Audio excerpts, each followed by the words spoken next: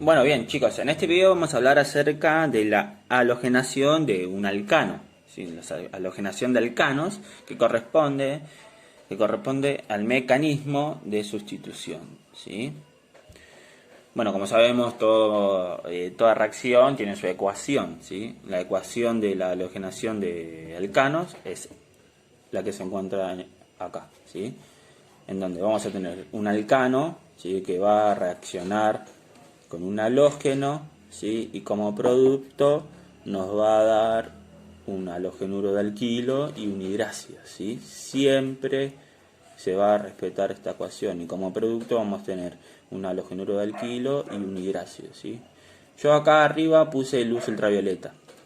¿Por qué les puse luz ultravioleta? Porque esta energía, que es energía lumínica, es la que nos va a permitir que esta reacción se dé. Si no hay luz ultravioleta a dicha energía, esta reacción no se puede ocurrir, ¿sí?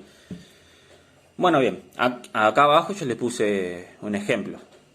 Es un ejemplo simple. Aquí tenemos a un alcano, que es el metano, al halógeno, que es el cloro. Van a reaccionar, estos dos van a reaccionar gracias, bueno, a la luz ultravioleta, ¿sí? Y como producto me va a dar el halogénuro alquilo, que es el metilcloro, y el hidrácido, que es el ácido clorhídrico, ¿sí? Observen el ejemplo que está abajo, ¿sí? Tenemos dicho alcano, ¿sí? Que va a reaccionar nuevamente con un halógeno, que es el cloro, ¿sí? Y que como producto también nos va a dar un halogenuro de alquilo, respecto acá, ¿sí? Y un hidrácido, ¿sí? ¿Se observa eso? Perdón, no se observa. Decía que nos va a dar como producto esta reacción entre un alcano y un cloro, nos va a dar un halogenuro de alquilo y un hidrácido, ¿sí? De todos compuestos. Siempre se respeta esta ecuación, ¿sí? Ahora bien, ¿cuál de todos estos hidrógenos va a ser sustituido por el cloro? ¿Sí? ¿El cloro a cuál de estos hidrógenos va a sustituir? ¿Sí? Porque no hay uno solo, hay varios, ¿sí? Eh, o sea, hay varios grupos de carbonos con hidrógenos, por así decir, ¿sí? El orden de prioridad siempre va del carbono terciario al carbono primario, ¿sí? O sea, siempre va a tener como tendencia a formarse en un carbono, el cloro a sustituirse en un carbono terciario, ¿sí? Como observen, ¿cuándo sabemos que un carbono es primario o terciario? Por ejemplo, acá tenemos un carbono, ¿sí? Un carbono, ¿está bien? Que al lado tiene otro carbono, ¿sí? Entonces hablamos de un carbono terciario, de un carbono primario, ¿sí? Un carbono que está acompañado por otro carbono es un carbono primario. Observen el siguiente carbono.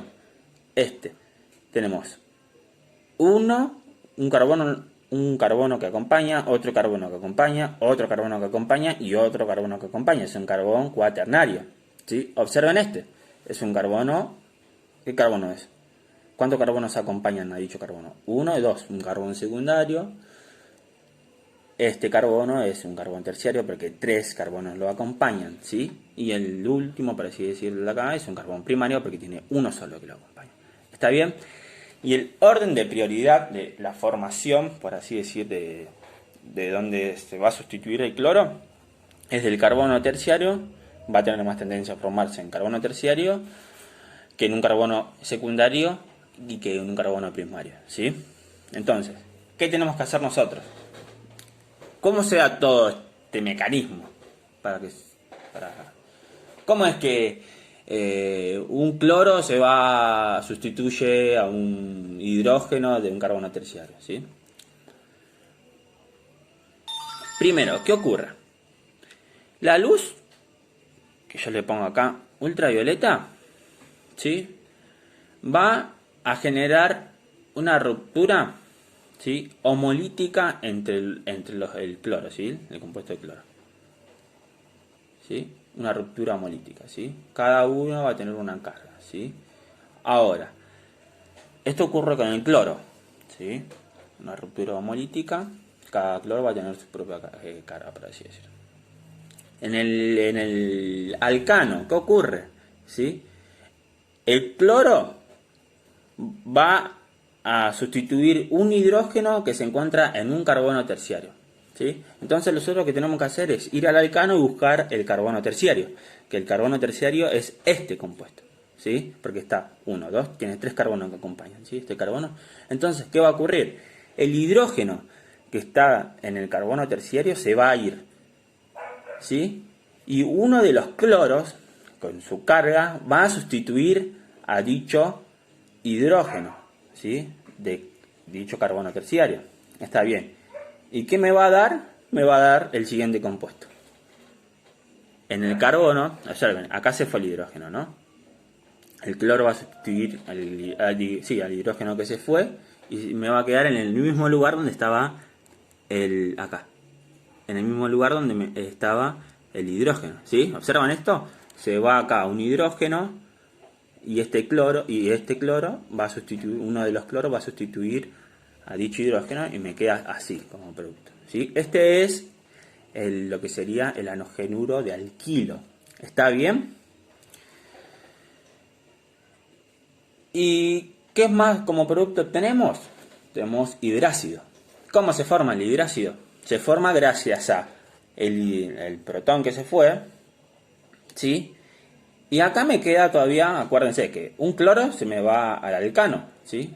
Pero me queda un cloro libre y es el que se me va a unir con dicho hidrógeno, ¿sí? Y estos dos, el cloro con el hidrógeno me va a formar el hidrácido. ¿Queda claro hasta ahí? Ahora bien, ¿por qué el cloro se me sustituye en este carbono y no en este? O en este, o en este, o en este. Porque tienen tendencia, como les digo, el orden de prioridad va desde los carbonos terciarios al carbono primario, ¿sí? Tiene más tendencia a sustituirse en los carbonos terciarios. ¿Está claro?